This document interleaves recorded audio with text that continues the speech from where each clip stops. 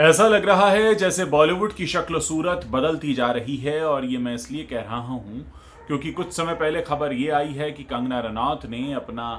Production house शुरू कर दिया है जिसका नाम रखा है मणिकर्णिका फिल्म्स, और इसके जरिए वो टीकू वेड्स शेरू नाम का एक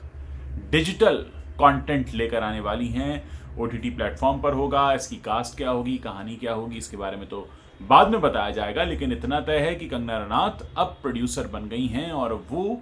डिजिटल ऑडियंस के लिए, यानी जो ऑडियंस ओटीटी पर कंटेंट कंज्यूम करती है उसके लिए काम करेंगी, कहानियां बनाएंगी, और ये भी कहा है कि वो नई प्रतिभाओं को मौका देंगी। दूसरी तरफ करण जौहर के बारे में ये कहा जा रहा है कि धर्मा प्रोडक्शंस इस समय कुछ क्राइसिस से होकर गुजर रहा है और इसके लिए हो सकता है कि रिलायंस एंटरटेनमेंट के साथ भी करण जौहर हाथ मिलाएं। और ये मैं इसलिए कह रहा हूं क्योंकि पिछले दिनों जिस तरह की खबरें आई, कार्तिक आर्यन वाला पूरा मामला हुआ दोस्ताना 2 का, और फिर खबर ये भी आई कि योद्धा नाम की एक फिल्म जो करण जौहर शाहिद कपूर के साथ बनाने वाले थे, वो फिल्म भी शाहिद कपूर ने छोड़ दी है और शाहिद कपूर ने भी अपना प्रोडक्शन हाउस शुरू कर दिया है बतौर प्रोड्यूसर। वो भी मैदान में आ गए हैं और इस समय वो अमेजन के लिए कंटेंट बनाने वाले हैं, नेटफ्लिक्स के लिए कंटेंट बनाने वाले हैं। तो ये जो बदलता हुआ सिनेरियो है, आज से पहले कंगना रनौत, शाहिद कपूर, ये सब एक्टर्स की कैटेगरी में आते थे, स्टार्स की कैटेगरी में आते थे जो दूसरों के पास काम मांगते थे, लेकिन अब यही अपना खुद का प्रोडक्शन हाउस खोलकर बैठ रहे हैं। यानी अब ये कहीं काम मांगने जाएंगे नहीं, बल्कि दूसरों को काम देंगे और अपने लिए फिल्में भी खुद बनाएंगे। दूसरी तरफ करण जौहर का नाम आ रहा है कि करण जौहर इस समय काफ़ी क्राइसिस से होकर गुजर रहे हैं और उन्हें ज़रूरत है कुछ फंड्स की, और इसीलिए शायद वो रिलायंस एंटरटेनमेंट से हाथ मिला सकते हैं। हालांकि ये सारी कही सुनी खबरें हैं, लेकिन हाँ इतना ज़रूर है कि ये 2 बातें इसमें सच हैं। शाहिद कपूर का प्रोड्यूसर बनना, कंगना रनौत का प्रोड्यूसर बनना, यानी कहीं ना कहीं कुछ ना कुछ है। जो सिनेरियो अब चेंज हो रहा है और ये बदलता हुआ सिनेरियो हमें इस बात को बार बार बताता है कि बॉलीवुड के एक्टर्स अब इस बात की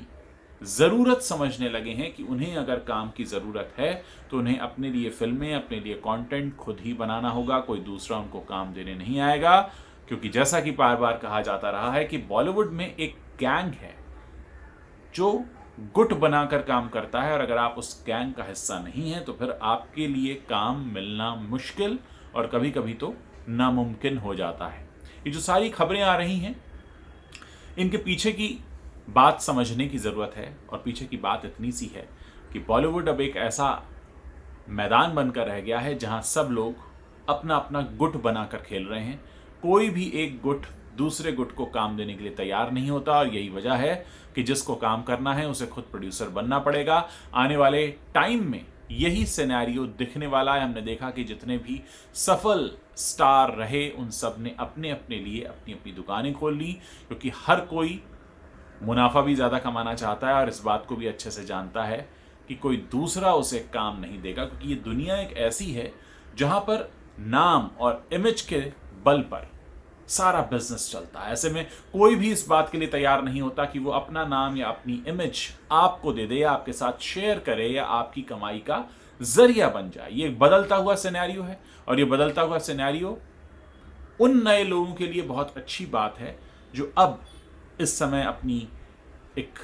जगह बनाने की कोशिश कर रहे हैं, क्योंकि ये जो नए नए प्रोडक्शन हाउसेस हैं ये निश्चित रूप से नए लोगों को काम देंगे, क्योंकि जब आप अपनी नई टीम शुरू करते हैं तब आपको नए लोगों की ज़रूरत होती है, और ये एक अच्छा सिनेरियो कहा जाएगा। मुझे लगता है कि आने वाले टाइम में इस तरह के छोटे प्रोडक्शन हाउसेस और बढ़ेंगे, जिससे कि नई प्रतिभाओं को मौका मिलेगा। रोज़ाना मेरे पास कई सारे मैसेजेस आते हैं। हाल ही में एक साउंड रिकॉर्डिस्ट है, उनका मैसेज आया। उन्होंने कहा कि आप बात करते हैं करोड़ों रुपयों की फिल्मों की, और इन बड़े बड़े स्टार्स को करोड़ों रुपया मिलता भी है, लेकिन हम तो साउंड रिकॉर्डिस्ट हैं। हम तो चाहे 100 करोड़ की फिल्म के लिए साउंड रिकॉर्डिस्ट बने या किसी छोटी फिल्म के लिए, हमारा मेहनताना उतना ही रहता है। तो आप ये बात ध्यान रखिए कि ये जो बड़ी बड़ी फिल्मों का बड़ा बड़ा पैसा जाता है, ये सिर्फ कुछ नामचीन लोगों के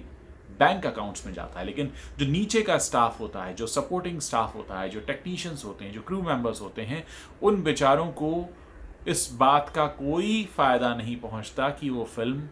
कितना बड़ा बिजनेस कर रही है। तो ये सारी बातें आप लोगों के लिए जानना ज़रूरी हैं, समझना ज़रूरी है, ताकि आप ये समझ सकें कि आपकी जेब से निकला हुआ पैसा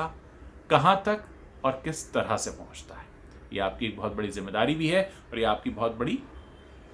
ज़रूरत भी है इस बात को समझने की। तो बहरहाल कंगना रनौत मैदान में उतर गई हैं, शाहिद कपूर भी उतर गए हैं।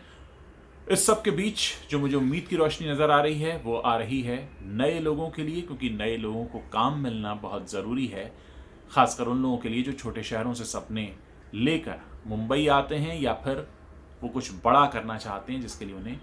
नए लोगों की या कुछ ऐसे हाथ की ज़रूरत होती है जो उनके मुश्किल वक्त में साथ दें। उम्मीद है कि ये जो नए नए प्रोडक्शन हाउसेस खुल रहे हैं ये बॉलीवुड में नए टैलेंट्स को मौका ज़रूर देंगे।